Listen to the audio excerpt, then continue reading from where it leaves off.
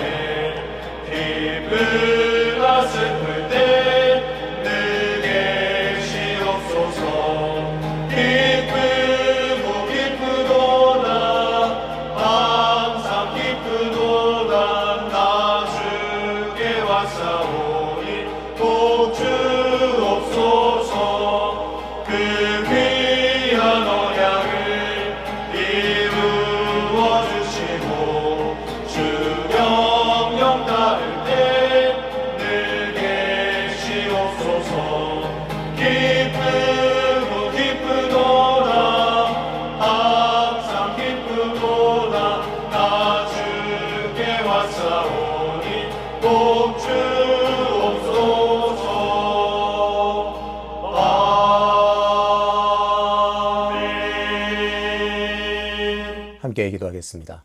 아버지 하나님, 은혜와 사랑을 감사합니다. 매일 새벽마다 우리를 은혜의 자리로 이끌어 주시고 마음껏 부르짖게 하시며 하늘의 양식을 우리에게 먹여 주심을 감사합니다. 이 새벽에도 더 없는 하나님의 은혜를 누리기를 원하며 더 깊이 하나님을 경험하며 하나님이 어떠한 분인지를 더 알아가기를 원하오니 주님, 우리에게 은혜를 베풀어 주옵소서. 아버지 하나님, 5월은 가정의 달입니다. 가정을 돌아보며 가정을 위해서 특별히 기도할 수 있는 시간을 허락해 주심을 감사합니다. 우리의 가정이 날마다 말씀 안에 깨어있고 말씀을 나누며 서로 사랑으로 격려하며 기도하는 믿음의 공동체로 더욱 든든히 세워지는 은혜를 허락하여 주옵소서. 수유제일교회 모든 가정들마다 하나님께서 필요한 힘과 능력을 공급해 주시고 그곳에서 하나님의 사랑 안에서 서로 기도하는 믿음으로 더욱더 아버지는 한 걸음 더 나갈 수 있는 은혜를 허락해 주시옵소서.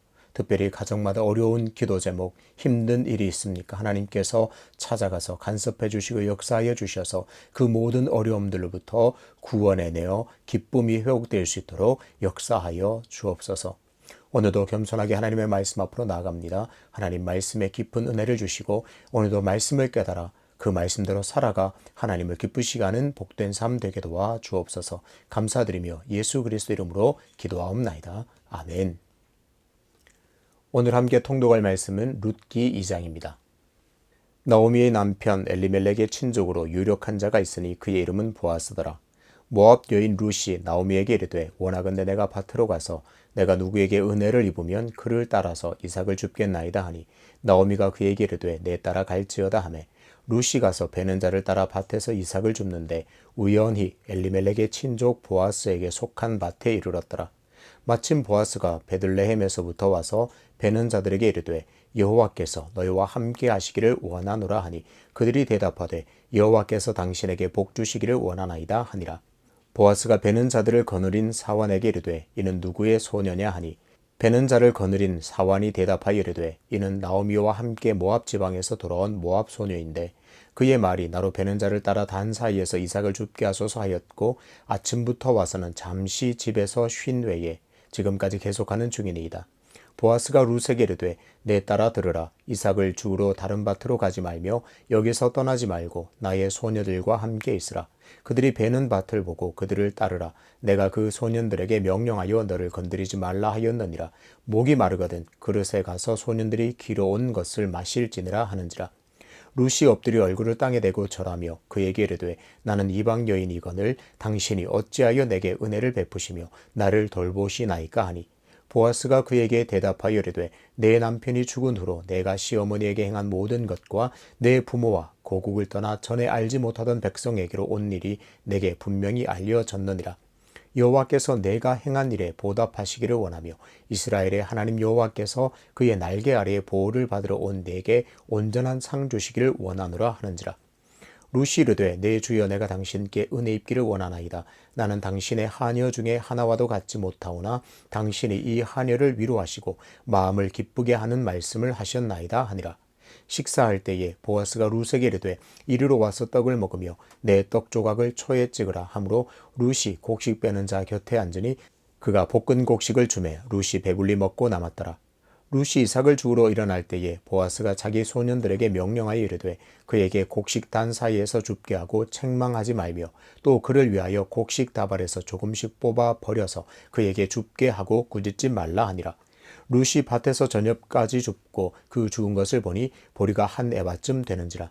그것을 가지고 성읍에 들어가서 시어머니에게 그 주운 것을 보이고 그가 배불리 먹고 남긴 것을 내어 시어머니에게 드리매 시어머니가 그에게 이르되 오늘 어디서 주었느냐 어디서 일을 하였느냐 너를 돌본 자에게 복이 있기를 원하노라 하니 룻이 누구에게서 일했는지를 시어머니에게 알게 하여 이르되 오늘 일하게 한 사람의 이름은 보아스니이다 하는지라. 나오미가 자기 며느리에게 이르되 그가 여호와로부터 복받기를 원하노라.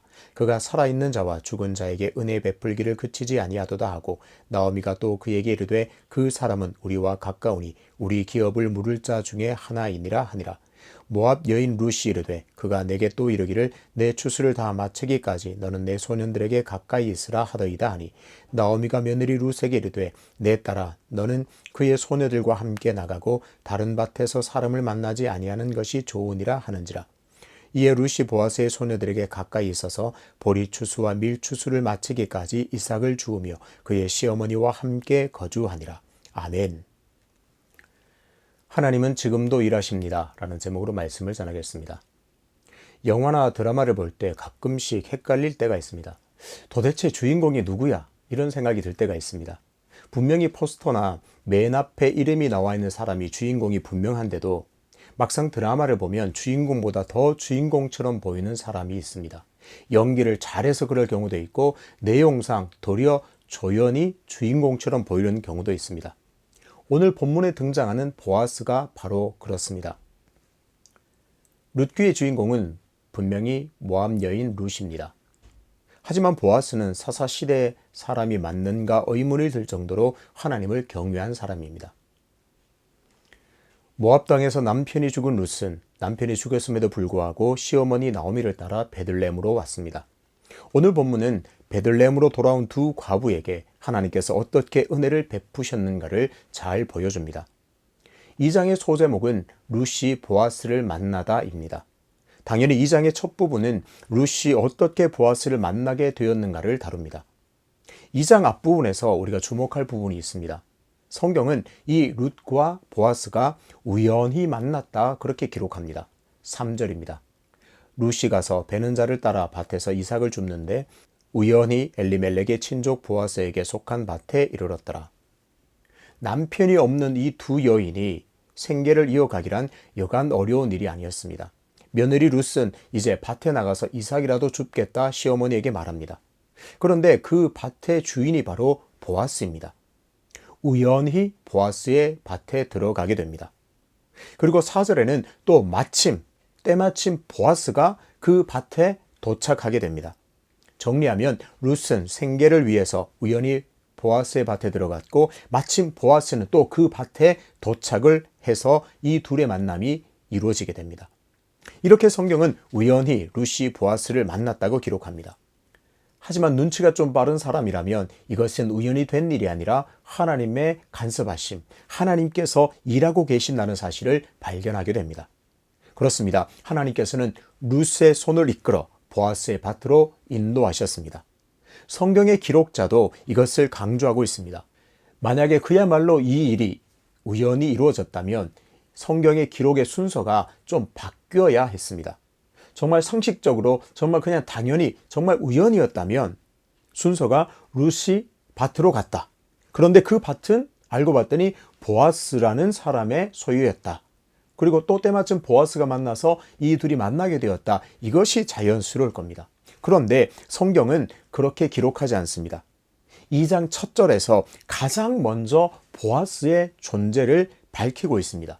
보아스라는 사람이 있는데 이 사람은 유력한 사람이고 알고 봤더니 엘리멜렉, 이 나오미의 남편 엘리멜렉의 친족이었다. 이렇게 먼저 밝힙니다.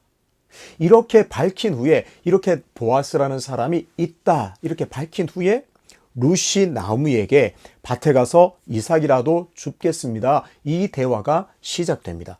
그러니까 이삭을 줍기 위해 밭으로 출발하기도 전에 내가 시어머니 밭으로 가서 이 이삭이라도 주어야 되겠습니다. 이 말을 시작하기도 전에 그렇게 계획하기도 전에 보아스의 존재를 먼저 알려주고 있습니다. 성경은 마치 이렇게 말하는 것 같습니다. 자, 보아스라는 사람이 있습니다. 당신 룻, 이제 룻 당신은 이제 곧 보아스의 밭으로 가게 될 것입니다. 이렇게 말하는 것만 같습니다. 그렇습니다. 하나님께서는 지금 룻의 손을 이끌고는 보아스에게로 이끌어가고 계십니다. 이런 장면은 창세기에서도 이미 발견됩니다. 하나님께서는 아담을 창조하신 후에 돕는 배필이 없어서 하와를 지으신 후에 그녀를 이끌고 아담에게로 가셨습니다. 하나님께서 하와의 손을 이끌고는 아담에게로 가셨습니다. 창세기 2장 22절입니다. 여호와 하나님이 아담에게서 취하신 그 갈빗대로 여자를 만드시고 그를 아담에게로 이끌어 오시니, 여러분 무엇이 무엇입니까? 하나님께서 하와를 아담에게 이끄셨습니다. 우리는 이것을 하나님께서 개입하시고 하나님께서 간섭하시고 하나님께서 주관하셨다고 알고 그렇게 고백합니다. 마찬가지입니다. 지금 하나님께서 룻을 보아스에게 이끄셨습니다. 보아스를 소개하고 룻을 보아스의 밭으로 인도하시고 보아스를 만나게 하셨습니다. 성경의 순서를 다시 한번 볼까요? 보아스를 소개합니다. 룻을 보아스로 밭으로 하나님께서 인도하셨고 보아스를 그곳에서 만나게 됩니다. 이렇게 1절에서는 룻이 이삭을 줍겠다고 생각하는 단계에서부터 보아스의 존재를 먼저 밝힌 다음에 그가 어떤 사람인지를 소개합니다. 유력한 자라는 말은 군사적인 용어로 쓰일 때는 큰 용사라는 의미입니다. 기드온이나 입다 같은 그런 사사들을 일컬어 유력한 자라 그렇게 기록합니다. 또 재력이 뛰어난 유지, 그 지역의 유지를 일컬을 때 주로 쓰던 말입니다. 그런데 이 유력한이라는 이 단어를 시리아 역에서는 율법에 있어서 유력한 자 이렇게 기록합니다. 그래서인지 보아스는 하나님을 참 경외하는 사람으로 보입니다. 사사기를 계속해서 우리가 새벽마다 읽어왔는데요. 그 사사기를 읽어오면서 참 답답하기도 하고 가슴 아팠던 부분이 있습니다. 아니 어떻게 사람들이 이렇게 하나님을 잊어버릴 수가 있지? 어떻게 하나님을 이렇게 배반할 수가 있지? 참 답답했습니다. 왕이 없으므로 자기 소견에 오른 대로 살았다. 이 말이 참 가슴 아팠습니다. 당연히 이스라엘 백성들은 하나님의 백성임에도 불구하고 율법도 잊어버리고 심지어 하나님 그분 자체도 잊어버렸습니다. 아니 하나님을 버렸습니다. 하나님을 왕으로 모시기는커녕 자기 스스로 왕이 되어서 자기 멋대로 살았습니다. 바로 그런 사사시대에 보아스는 하나님을 기억하고 하나님을 경외했습니다. 4절입니다. 마침 보아스가 베들레헴에서부터 와서 베는 자들에게 이르되 여호와께서 너희와 함께 하시기를 원하노라 하니 그들이 대답하되 여호와께서 당신에게 복 주시기를 원하나이다 하니라. 추수하는 자들에게 하나님께서 너희와 함께 하시기를 원하노라 축복합니다. 누가요? 보아스가요. 그러면 답례로 여호와께서 당신에게 복 주시를 원합니다 라고 답례를 합니다. 어떤가요? 여호와 하나님을 고백하고 자연스럽게 삶 속에서 하나님을 자연스럽게 고백합니다. 평소에 하나님을 기억하고 하나님을 경외하고 있다는 강력한 증거가 됩니다. 하나님을 왕으로 인정하지 않는 그 혼돈의 세계 속에서도 유독 보아스는 하나님을 사랑했고 하나님을 경외했고 늘 하나님을 기억했습니다. 추수하는 이들을 축복한 보아스는 이제 곧바로 룻을 발견하게 됩니다. 이어지는 내용을 보면 이미 보아스는 나오미를 따라 베들레헴으로 온 룻에 대해서 다 알고 있었습니다. 그리고 그 보아스는 룻에게 큰 은혜를 베풉니다. 룻이 마음 편하게 자신의 밭에서 곡식, 이삭을 많이 주울 수 있도록 여러 가지 조치를 취합니다. 다른 밭으로 가지 말고 계속 자신의 밭으로 오라 그렇게 말합니다. 또 소년들이 룻을 건드리지 못하도록 다 조치를 취했습니다. 또 편하게 물을 마시게 했고 식사 때에도 좋은 음식으로 대접했습니다. 또 곡식 단 사이에서 편하게 이삭을 줍게 하고 또 심지어 일부러 단 다발에서 그 곡식 이삭을 뽑아서 흘리게 했습니다. 그리고 어떠한 일을 해도 룻이 어떠한 일을 해도 꾸짖지 말도록 모든 하인들 종들에게 당부하고 또 당부했습니다. 보아스가 베푼 이런 은혜 덕분에 룻은 곡식을 많이 주울 수 있게 되었습니다. 17절에 보니까요. 그렇게 거둔 보리가 한 에바쯤 되었다고 합니다. 곡식을 많이 거두어와서 이삭을 많이 주워와서 떨었더니 한 에바쯤 된다고 했습니다. 한 에바는 약 22리터가 됩니다. 22리터, 여러분 감이 오십니까? 보통 남겨진 이삭을 주울 수 있는 양, 평소에 그냥 이삭 줍기를 해서 거둘 수 있는 양을 훨씬 능가합니다. 이해를 돕기 위해서요. 여러분 혹시 정수기통, 생수통이 있고 그 밑에 물이 나오는 구조로 된 정수기를 보셨나요? 그 정수기통 무게가 찾아봤더니 18.9리터입니다. 저도 한 번씩 그 생수통을 이렇게 생수기에 설치를 해봤는데요. 힘듭니다. 힘을 한 번에 들어서 딱 넣어야 되는데 쉽지가 않습니다. 보통 남자들도 그 생수통을 하나 들고 옮기기가 쉽지 않습니다. 그만큼 보아스는 이방 여인 룻에게 큰 은혜를 베풀었습니다.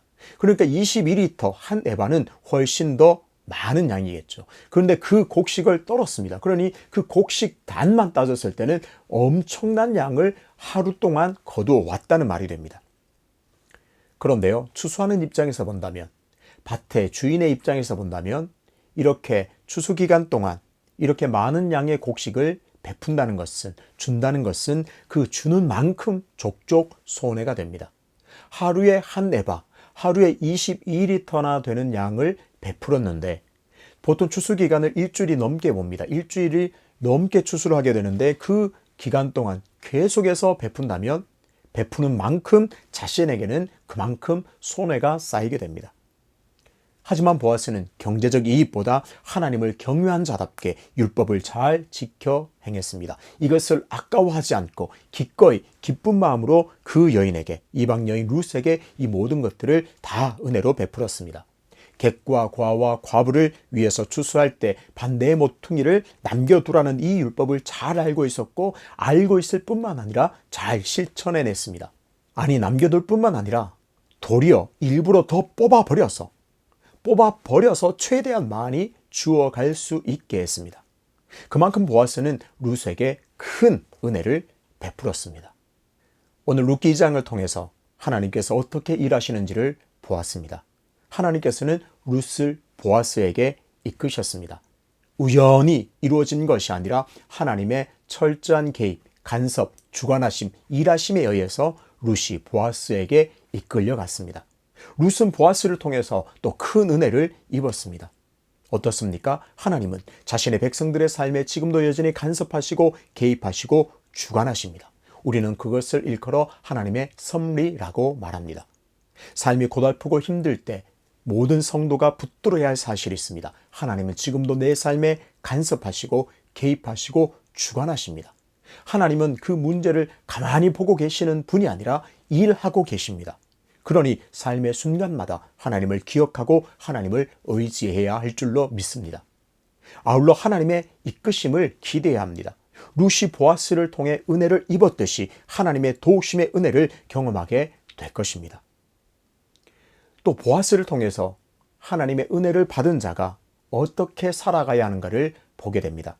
보아스를 통해서 하나님의 은혜 받은 자는 은혜를 베풀고 또 흘려보내야 함을 깨닫게 됩니다. 보아스는 유력한 자였습니다. 무엇보다 하나님을 기억하고 율법을 잘 알고 율법을 삶 속에서 잘 실천했습니다. 하나님께서는 그런 보아스에게 재력도 주셨고 사람들에게 존경받는 위치에까지 세우게 하셨습니다. 보아스는 하나님께서 베풀어 주신 은혜를 자신만을 위해서만 쓰지 않고 자신만을 위해서 그렇게 끌어안지 않고 흘러보냈습니다. 우리의 삶에는 하나님께서 베풀어 주신 은혜의 흔적들이 가득합니다. 그렇게 은혜를 경험했다면 도움이 필요한 사람에게 은혜를 베풀면서 살아가야 합니다.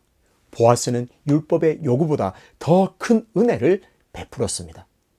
기억합시다. 하나님께서는 지금도 내 삶에 개입하시고 간섭하시고 역사하십니다. 그것을 믿습니다. 그 간섭의 결과는 은혜입니다. 한량없는 하나님의 은혜가 오늘도 우리에게 주어지는 줄로 믿습니다. 오늘 다시 그 은혜를 충만하게 경험하게 되시기를 주님의 이름으로 축복합니다. 또 그 은혜를 또 도움이 필요한 사람들에게 흘러보내는, 그래서 나를 통해서 또 다른 사람들이 하나님의 간섭하심, 개입하심, 역사하심을 경험하고 큰 은혜를 경험하게 되는 은혜의 통로로 귀하게 쓰임받게 되시기를, 은혜의 사람이 되시기를 주님의 이름으로 축복합니다. 아버지 하나님, 세상 사람들은 좋은 일이 일어났을 때 우연인가 보다, 어떻게 이런 우연이 있는가 고백하지만 우리는 모든 것이 하나님의 개입하심, 간섭하심, 역사하심인 줄 믿고 감사하며 고백하게 하시니 감사합니다. 하나님께서 룻의 손을 이끌고 보아스에게 이끄셨듯이 오늘 나의 손을 잡으시고 은혜의 자리로 이끄신다는 사실을 굳게 믿고 하나님의 은혜를 기대하며 살아갈 수 있도록 인도하여 주옵소서.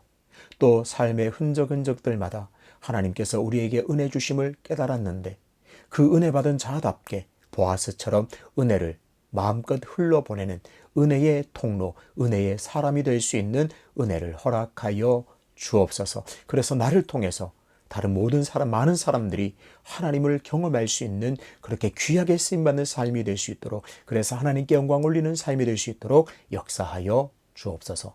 연하여 주님 가르치신 기도로 기도하오니 하늘에 계신 우리 아버지, 아버지의 이름을 거룩하게 하시며 아버지의 나라가 오게 하시며 아버지의 뜻이 하늘에서와 같이 땅에서도 이루어지게 하소서. 오늘 우리에게 일용할 양식을 주시고 우리가 우리에게 잘못한 사람을 용서하여 준 것 같이 우리 죄를 용서해 주시고 우리를 시험에 빠지지 않게 하시고 악에서 구하소서. 나라와 권능과 영광이 영원히 아버지의 것입니다. 아멘.